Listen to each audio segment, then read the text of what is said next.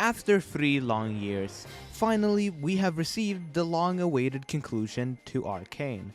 And all I really have to say is, god damn what a fucking masterpiece that was.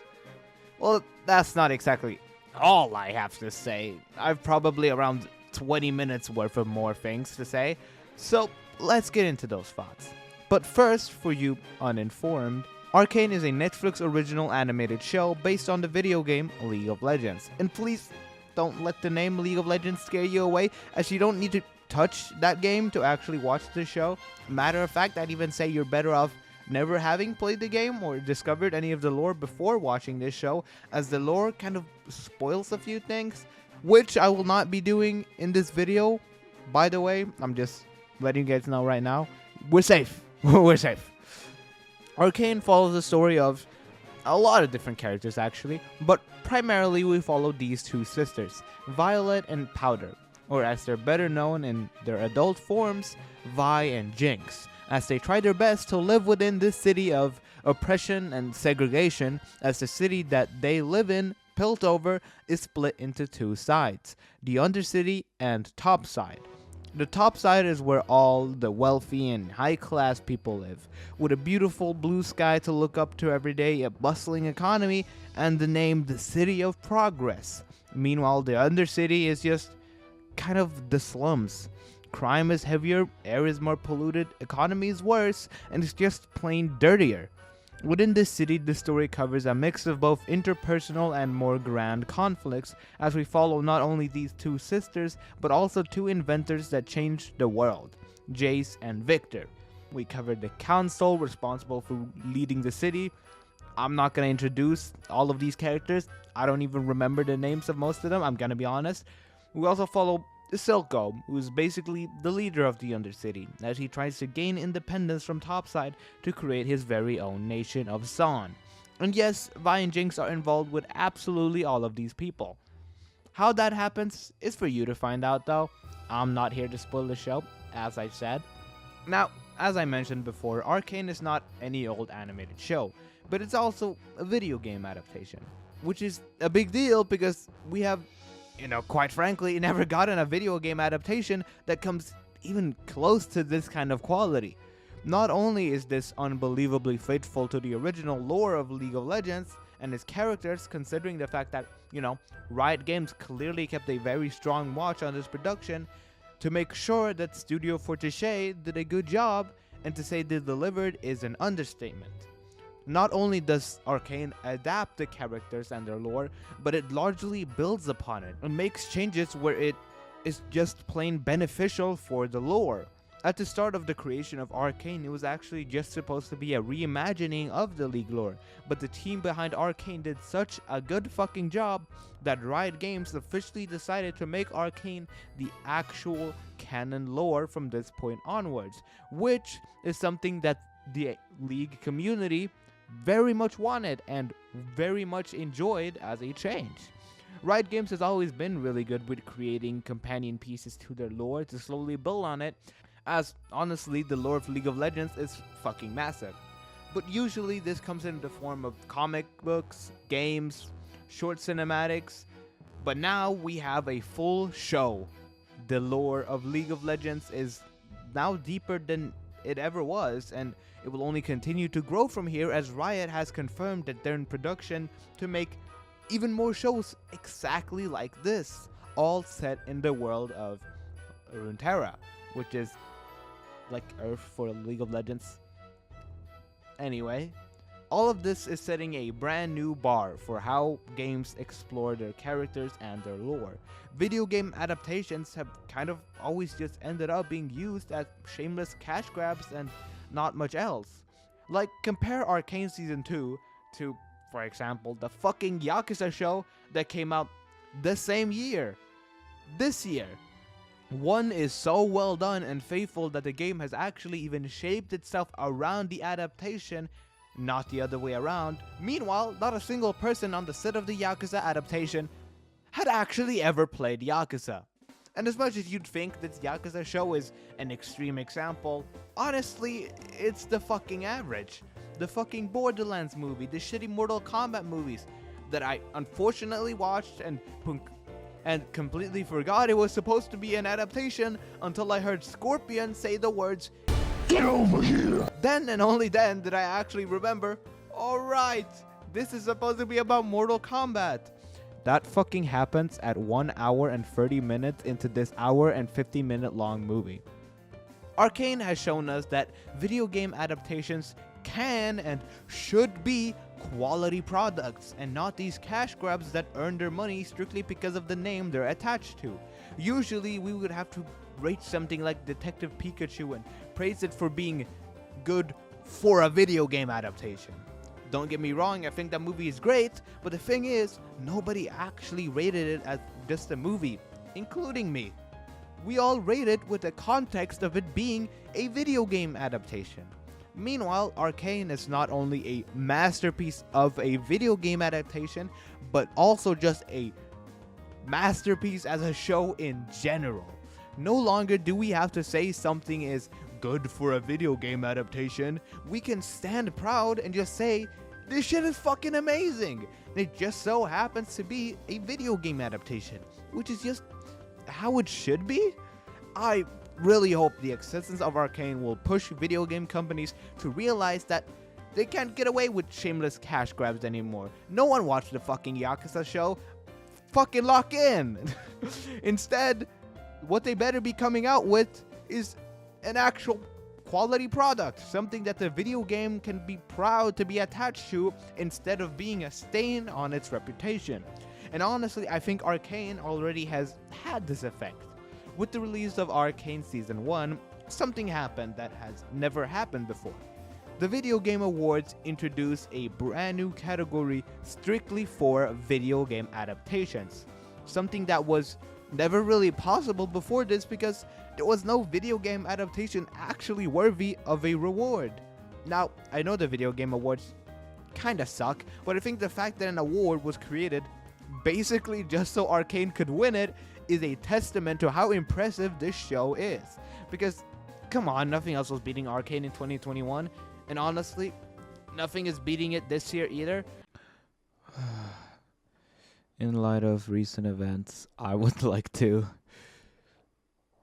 retract this statement. Yeah, that's all. But I will actually say that the competition has gotten just a bit closer. Recently we got the Fallout show, which wasn't amazing, but it was honestly pretty good and pretty faithful to the game. The third Sonic movie is also just around the corner, and it quite frankly looks fucking amazing so far. I'm gonna say it. We've also had The Last of Us show, Detective Pikachu 2 coming out, and no, I'm not gonna talk about the Minecraft movie. What's that? I think these all, except the last one, show that we're headed towards a better direction when it comes to video game adaptations. And now, I know you can make the argument that it's just a coincidence, and I will personally just say you're wrong, because I believe that Arcane has forced the other guys to step up their game a notch. And I have a good reason to believe this, because like, look at this shit.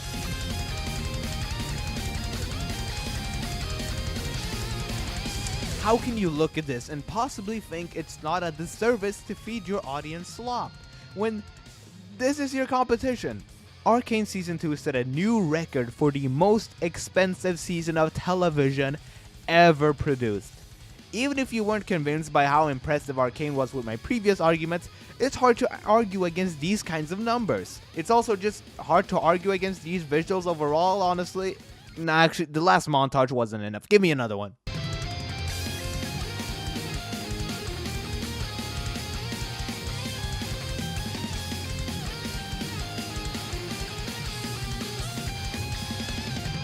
It's hard to really talk about art and animation more than just saying, fucking look at it. As someone who goes to art school, I could technically talk about all this art analysis bullshit like, well, the composition used is good and the color contrast is... that's fucking boring, you know? It's just fucking boring, and honestly, nobody will understand what the fuck I'm saying anyway. But I had to at least mention how absolutely gorgeous this show is, because like, Okay, I'm not doing another montage, but you get it. I mentioned earlier how Arcane actually follows a pretty big cast of characters, especially considering its length. And this is actually what I think is the most impressive part of Arcane. Yes, even more so than these visuals. Because each and every character has their own individual, in-depth plotline, character arcs, backstory, and reason for being connected with all these other characters. And within Arcane, I swear they straight up hired some of the best writers out there, because just holy fucking shit. Let's start with Jinx, because I have genuinely never seen a better representation of just straight up insanity. Jinx is a character that we watch go from a fairly innocent but still decently disturbed child to a straight up dangerous and insane sociopath.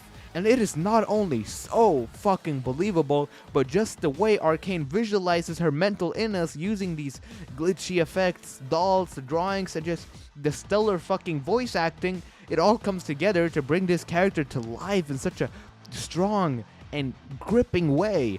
You can genuinely just never tell what she's going to say or do next, because honestly, I doubt she knows either. This unpredictability makes her such an exciting character, because she's just so fucking unstable constantly. You don't know when she'll just snap.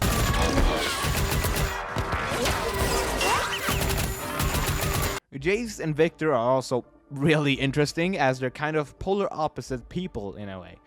They all come together to try to change the world.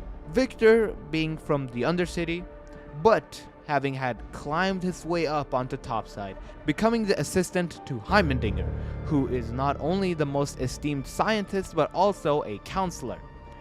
Jace, on the other hand, was born and raised in topside, but one of the richest and most respected families, known for their hammer creation company.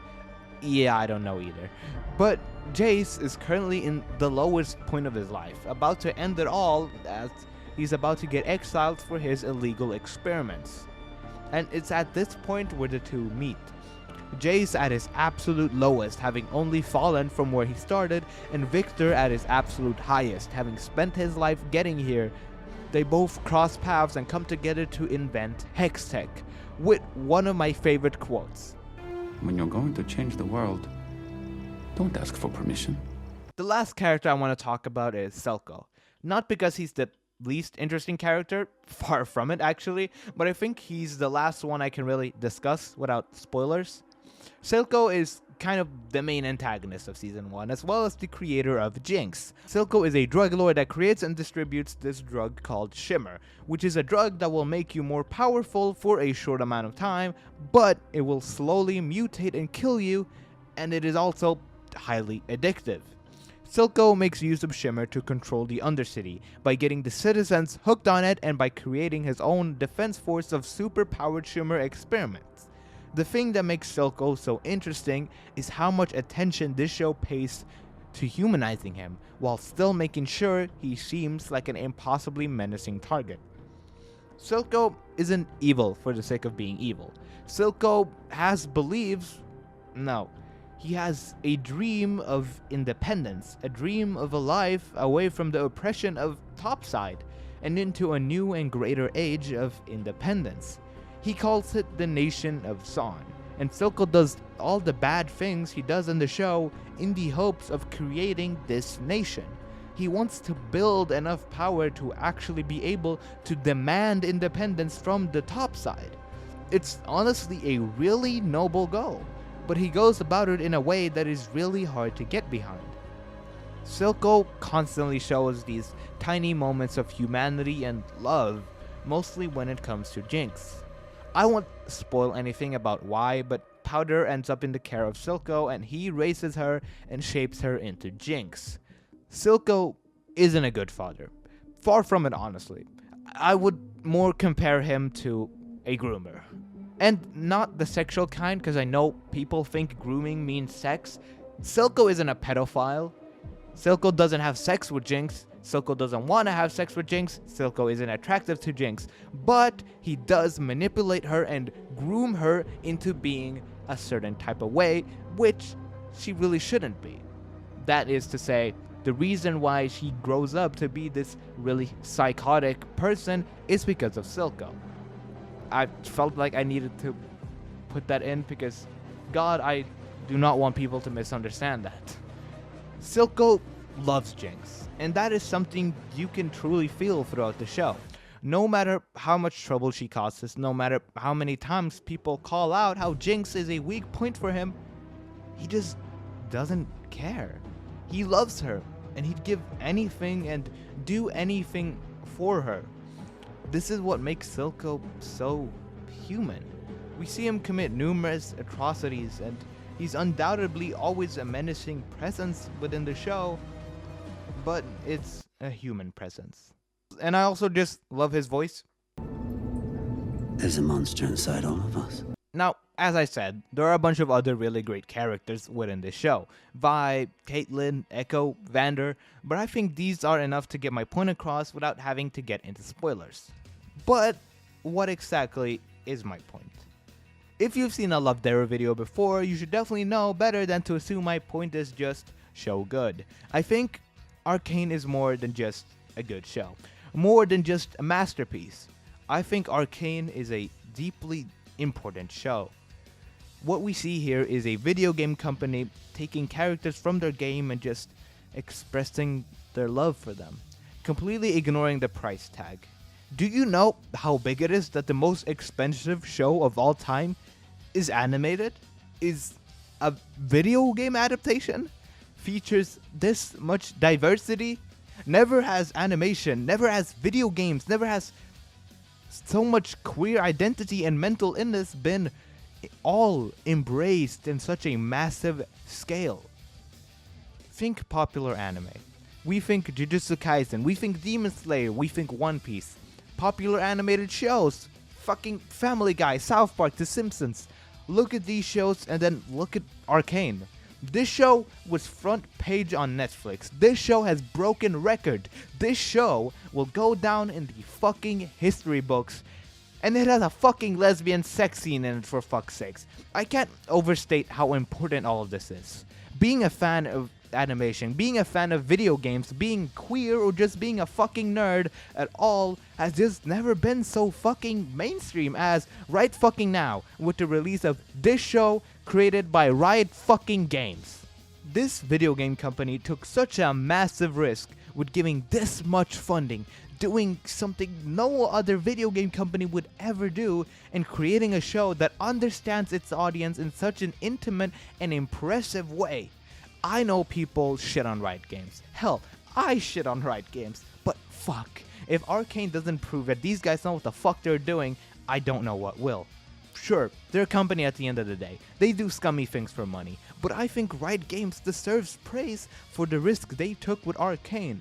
How beautiful and tightly they wrote this show. How much care, love, blood, sweat, tears, and just fucking money that went into every facet of this show.